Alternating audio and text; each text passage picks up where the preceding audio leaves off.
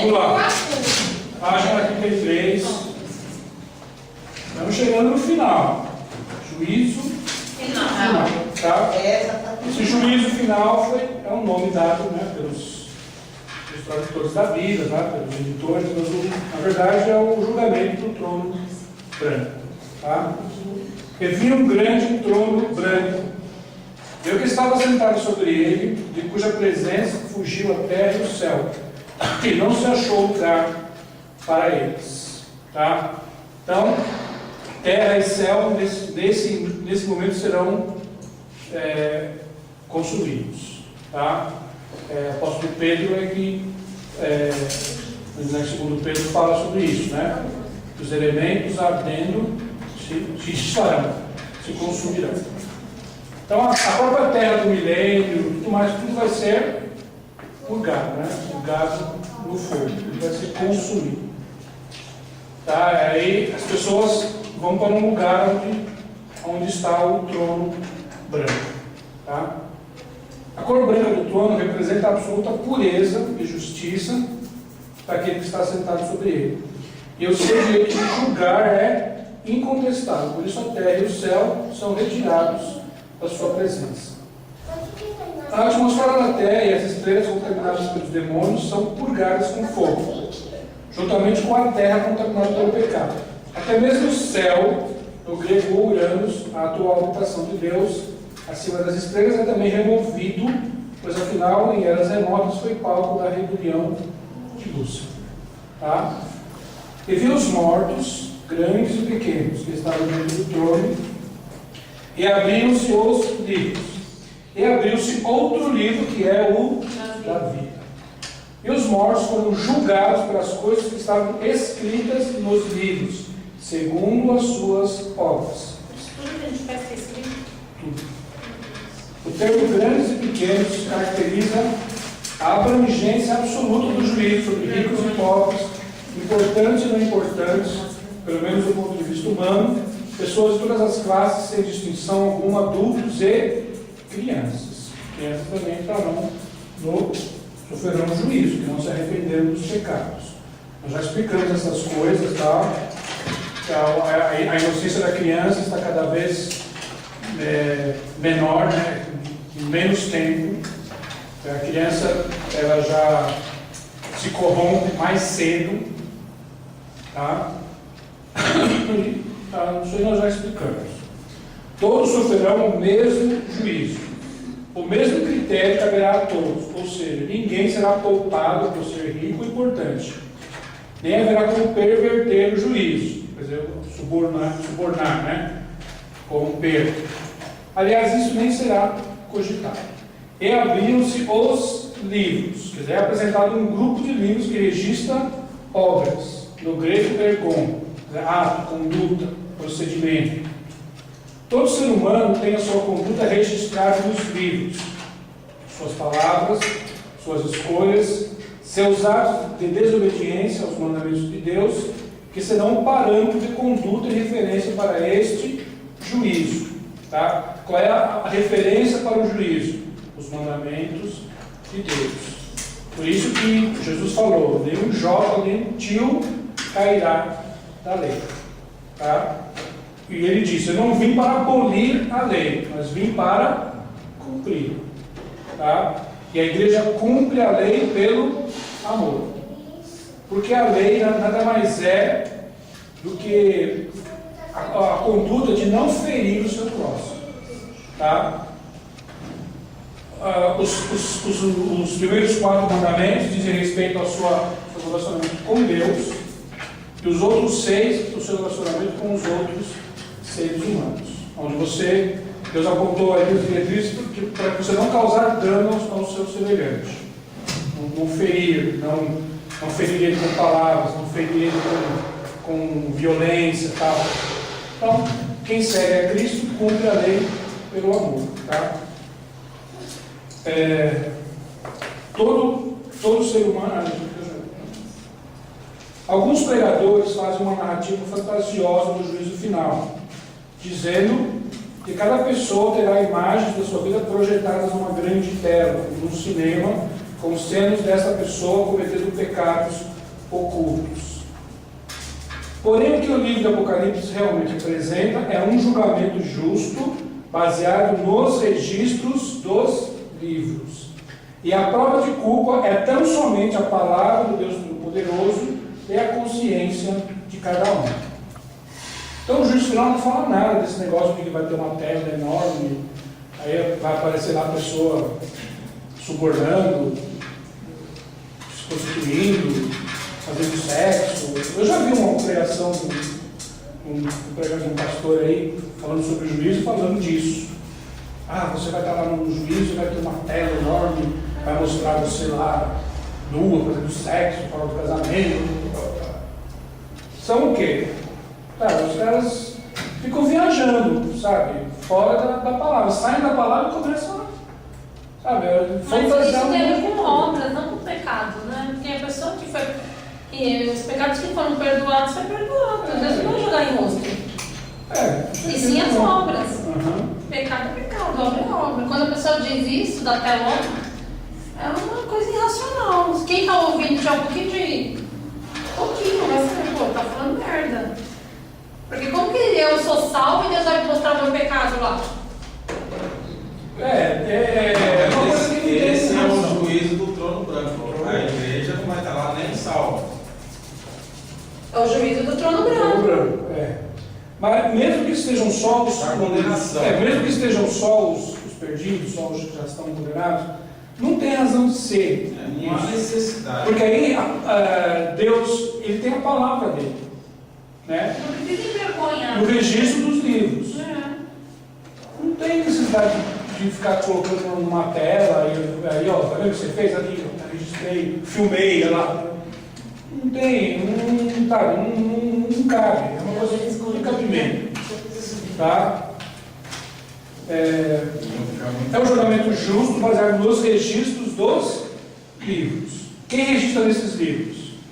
Os anjos de Deus. Eles ficam escrevendo tudo que eles veem. Tá? Registrando. Tá? E abriu-se outro livro que é o da vida. Este é um livro especial, diferenciado dos outros. Ele contém apenas nomes. E aquele que tem o seu nome escrito nele está marcado para herdar a vida eterna. Tá? Não importa o que esteja escrito nos outros livros. Quer dizer, os cristãos que se converteram, eles têm lá registro da vida passada dele, mas isso aí vai ser apagado. Vai apagar. Tá? Já é apagado pelo sangue do Cordeiro. Tá? Já está apagado. Que deu o nome no livro da vida, o que foi feito antes da conversão, está tudo apagado. Tá? Aquele que tem o nome escrito nele está marcado para herdar a vida eterna, não importa o que esteja escrito nos outros livros. Porém, uma coisa importante a saber sobre esse livro é que os nomes escritos neles podem ser riscados. Por quê? Tá, em Êxodo 32, 33, o que Deus diz a Moisés? Senhor, se o Senhor vai destruir esse povo, então risca o meu nome. O livro, o teu livro. Provavelmente é o livro da vida, provavelmente. Né? Aí, o que Deus responde para ele? Quem eu quiser riscar, eu riscarei. Então, o nome pode ser riscado. Né? Então, o nome pode ser riscado. Então, nós temos cuidado. Sempre salvo. Se tivesse um batistão aqui, você ia, que é isso? Heresia! Tem que contestar. Deus falou, eu posso riscar assim se eu quiser. Eu riscarei aquele que transgrediu, ele falou, aquele que transgredir contra mim, eu riscarei no meu livro. Tá? E deu o mar os mortos que nele haviam, e a morte e o inferno deram os mortos que neles haviam. E foram julgados segundo as suas obras. E deu o mar os seus mortos. Aqui João se refere muito mais ao abismo profundo do que ao próprio oceano, embora o oceano também faça parte disso. Tá? Havia uma crença generalizada na antiguidade de que o fundo do mar era a porta do abismo. E a morte e o inferno deram os seus mortos. A primeira morte e o Hades entregam os seus mortos, juntamente, porque estão ligados um ao outro. Morte e inferno estão sempre ligados. Tá? Esses são os mortos que não se arrependeram dos seus pecados na antiga aliança e os que rejeitaram a graça, quer dizer, Chás, a dádiva, o presente na nova aliança. E foram julgados cada um segundo as suas obras. O julgamento será individual e, como foi dito antes, será baseado nos registros das obras que estão nos livros. E a morte e o inferno foram lançados no lago de fogo. Esta é a segunda morte. Os primeiros a serem condenados são a própria morte e o Hades, que se fundem no lago ardente e deixam de existir. O que não acontece com as pessoas lançadas ali. Morte e inferno se fundem no lago, mas as pessoas não. Elas permanecem ali. Tá? O lago de fogo, do grego Linepurcas, lago ardente, o mar de fogo, tem um aspecto de mar porque muito provavelmente é um magma composto de rocha derretida e incandescente. É a lava que sai dos vulcões. Tá? Muito provavelmente esse lago de fogo se compõe de lava derretida, de rocha derretida. Por isso ele tem um aspecto de mar, de rio, né? Quando a lava desce, né, da cratera do vulcão e tal, como se fosse um mar, né? Porque a rocha incandescente está em estado líquido. Tá? A lava, a temperatura dela, assim, quando ela sai do vulcão, é ao redor de 3.000 graus. Quando ela sai do vulcão. Tá? Esse lago de fogo e enxofre seria basicamente o centro da Terra? Pode ser. Não sei se mas pode ser. Provavelmente deve ser o centro da Terra. Provavelmente.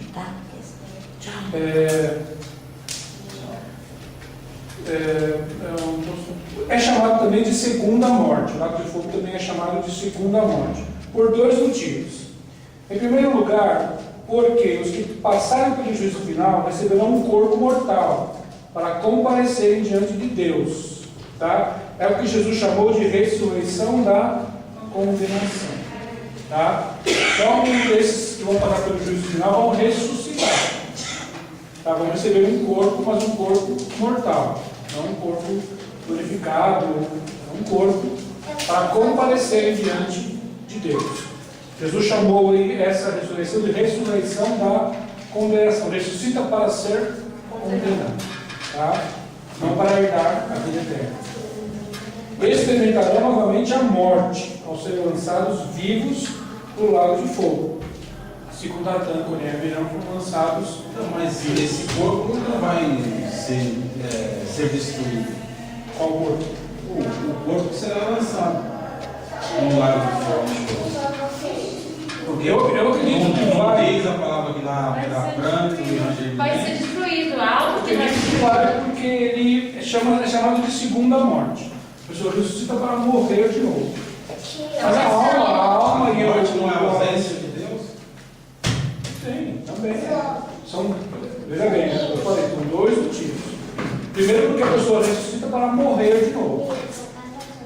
Porque eles são lançados vivos. A Bíblia diz que foram lançados vivos. E essa é a segunda morte. Tá? E esta é a segunda morte. Tá? E também a questão da morte espiritual. Também. Né? A morte espiritual. Morte eterna, né? Morte eterna.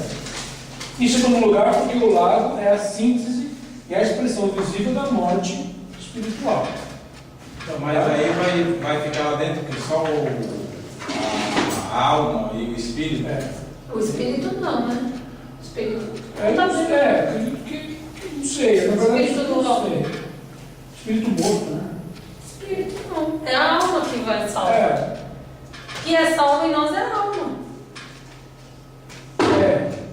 Bom, eu não sei. Isso aí não é um assunto que. Corpo, alma e espírito. Somos três. Sim, somos Em essência somos três. O corpo volta ao pó, à terra. O espírito volta a Deus. O espírito volta a Deus. O espírito do homem. O espírito é de Deus. O que é salvo, que a Bíblia diz, é a alma. Na ressurreição dos salvos, né, o corpo será transformado em o corpo glorificado. Isso é um presente. presente que os salvos vão ganhar. Na verdade, o corpo. Lógico, é um presente que nós vamos ganhar. Então, mas qual é o dano da morte para quem vai pular do fogo e enxofre? É a alma que vai ser condenada. Só a alma vai estar lá. Só? É a alma que sente tudo. A alma é o centro já de falando no sentido da pessoa, como que ela vai sofrer só para você não vai ter um corpo? A palavra não diz que vai estar só em alma. Ela vai estar no corpo. Então, mas esse corpo vai perecer. Não, esse corpo, a sensibilidade. Mas Sim. mesmo Mas para você a vai ter um ressurreição. corpo. Mas, por exemplo, o que acontece? O corpo é só uma capa daquilo que realmente nós somos, que é a alma. Se ele é só uma capa, É uma então capa. para que você precisaria ressuscitar com o corpo? Para se apresentar, para que novamente seu corpo sofra novamente. Então, Por que então Jesus seu teve corpo que vai ressuscitar sofrer em no corpo? inferno. Então, Porque vai o corpo sofrer, glorificado. né? Porque eu acredito assim, que os salvos vai ter um corpo glorificado. Mas o corpo glorificado, o que é um corpo glorificado? A gente não sabe o que é um corpo glorificado. Porque se a gente soubesse que era um corpo glorificado, iria dizer que quando Jesus apareceu, eles teriam reconhecido Jesus. Onde o E eles bicho não reconheceram Jesus. Então a gente não sabe. O bichinho que come a carcaça, a palavra de Jesus não fala, Jesus não diz que onde o bichinho Gente, morre. veja bem, peraí, nós entendemos muito pouco sobre Não, a vida espiritual, o mundo espiritual. Estou colocando em questão o assunto. Não temos como saber com certeza, tá? Como vai ser isso, como é. Algumas pessoas que foram lá e voltaram falaram que viram gente sofrendo lá. Não. Jesus diz, está nos evangelhos, né, que o bicho não morre. Não lembro que livro que está. Eu posso procurar e trago depois. É onde haverá planta e ranger de dentes, onde A característica humana, essa característica aqui, ó, viu? Essa característica aqui vai pro inferno. Eu acredito que vai ficar a mesma. Entendeu? A sensibilidade da alma, ela está no corpo, não está no corpo? Como que a gente sente? Através do quê? A dor, seja o que for. Não no corpo, a gente sente, não no corpo. Só que vai ser um corpo que não vai ter vida nele. Por exemplo, hoje nosso corpo tem vida. Amém. Entendeu? Mas que vai ter um corpo, vai. Não é só a alma. Vai ser esse revestimento, mas não vai passar vida. Entendeu? Enquanto os salvos, por exemplo, os que não são salvos, eles vão ter uma existência eterna. Não é isso? Eles vão ter uma existência eterna. Uma existência eterna significa alguém que não. Sem vida. Vai estar lá sem vida. Só que não vai ter vida, mas vai ter dor. A mente vai saber porque foi pro inferno, o que foi. Isso. Vai saber. Porque quem estiver lá, por que fala condenação eterna? Porque eternamente o que condena o homem? Como o homem é condenado? Através do quê? É a alma que condena, é a mente. Então, por isso que lá em Mateus diz que nós não devemos temer o homem que nos pode fazer mal, mas devemos temer aquele que pode mandar o quê? A nossa alma para o inferno. Porque o que está em tem vários versículos que diz que o que precisa ser salvo é a alma, porque o espírito é de Deus. O homem que não tem Cristo, o espírito dele está morto. Ele nunca recebeu a vida de Deus. O espírito daquele homem vai para quem? Para o inferno? Não vai para o inferno, o espírito é de Deus, o espírito volta a Deus. Por isso que vai ter que dar conta. Agora a alma não, a alma é que desce ao inferno, porque a alma é que sente. A alma é a personalidade. Entendeu? A alma é o centro do homem. É na alma que a alma é que luta. O que milita? A alma e o espírito lá, o corpo e a alma e o espírito. O que milita? O que faz o homem querer pecar? É a alma. Se a sua alma está cheinha de porcaria, a sua alma vai ser mais forte que o seu espírito e vai fazer com que o seu corpo pegue. Entendeu? O corpo é o reflexo da alma ou o reflexo do espírito. Depende daquilo que você deixar ser controlado por Deus. Né? Mas quando diz receberão corpos para ser condenado, quer dizer, aquela sensação da morte, que deve ser horrível, não deve ser algo bom, passar, porque se a morte é um inimigo que vencer, então não é coisa boa. Se é inimigo, não é coisa boa. Aquela sensação que ele já passou uma vez, ele vai ter que passar novamente. Enquanto os salvos não passarão por isso. Né? Eu acredito que é É isso. isso mesmo.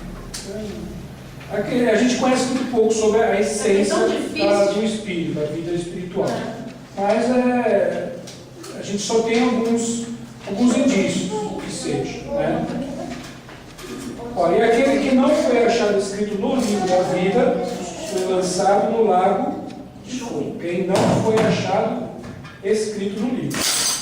A pessoa lançada neste medônio tem descritivo lugar, morre ali e ali fica eternamente. Ela não deixará de existir, como muitos acreditam, mas sofrerá o tormento eterno. Tá? Então, é um lugar que não se tem como imaginar. Não tem como imaginar isso. Tá? Espero que aqui ninguém chegue a esse lugar. Tá? Que nós vamos chegar no trono de Deus, nosso alvo ao trono de Deus. E vivemos uma vida absoluta, né? Recebemos um corpo glorificado, temos uma alma santificada e um espírito vivificado, né? Por Deus. Então é isso, gente. Vamos então terminar aqui.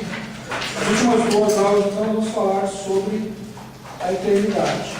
É o novo céu, nova terra, nova Jerusalém. Agora só tem coisa boa. Amém. coisa ruim. Da ruim acabou. Acabou tudo, acabou.